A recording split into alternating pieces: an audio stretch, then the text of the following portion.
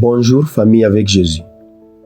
Aujourd'hui nous verrons le sujet le plus intéressant, très important pour vous, intitulé « Ne pas stationner dans les déficits ». Les déficits c'est quoi?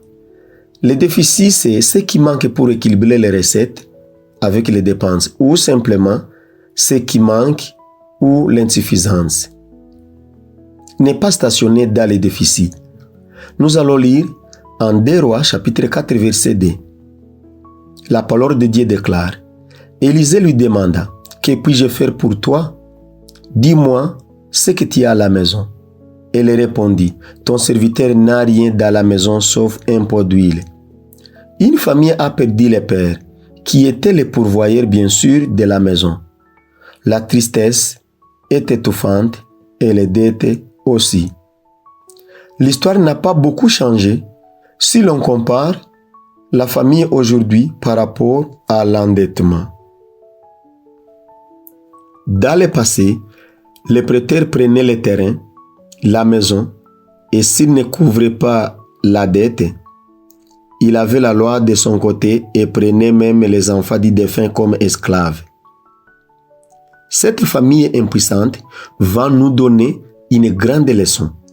La mère, désormais devenue veuve, ne se laisse pas intimider, ne regrette pas non plus et affronte la situation en cherchant des ressources.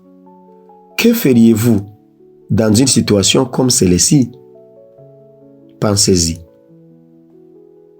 Je partage avec vous des sages conseils.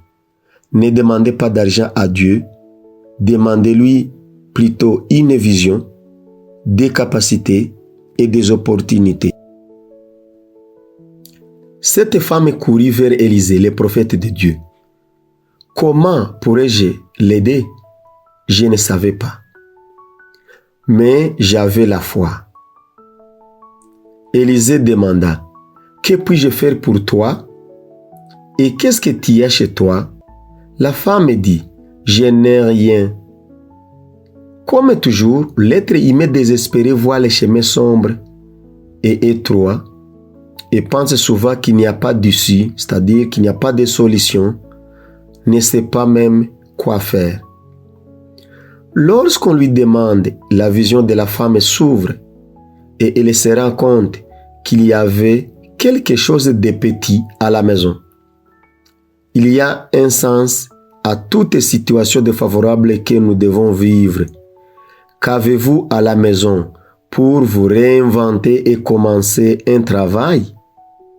Qu'avez-vous dans le cœur pour résoudre des conflits relationnels?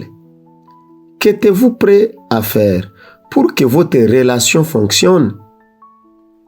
Qu'avez-vous dans votre être ou dans votre vaisseau? Même s'il ne vous reste qu'un peu d'huile, il suffit que Dieu fasse un miracle dans votre vie. N'oubliez pas que la solution vient toujours de vous, de vos mains, de votre cœur. Elle est dans votre volonté. Vous pouvez demander de l'aide, des conseils, mais la mise en pratique dépend de vous. Élisée lui présente les projets, mais elle a dit y croire et les réaliser.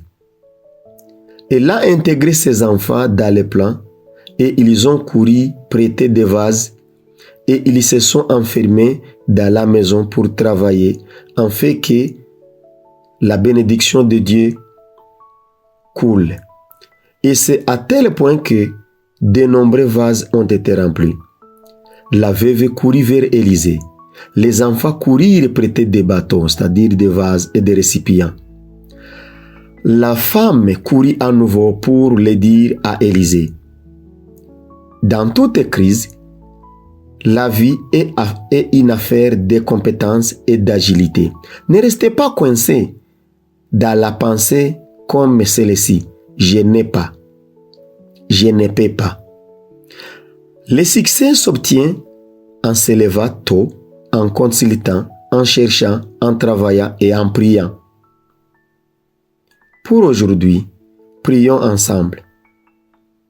Notre Père qui es aux cieux, merci de veiller sur nous en tant qu'enfants. C'est vrai qu'il y a des crises dans nos vies, mais vous êtes à nos côtés. Apprenez-nous à toujours vous faire confiance, même dans les épreuves les plus difficiles. Si quelqu'un aujourd'hui est orphelin, veuf ou dans les besoins, tu es le père de ceux qui n'ont pas de père. Au nom de Jésus, Amen.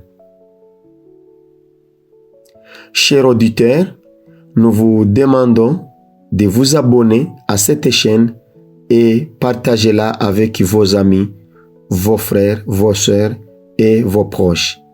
Merci.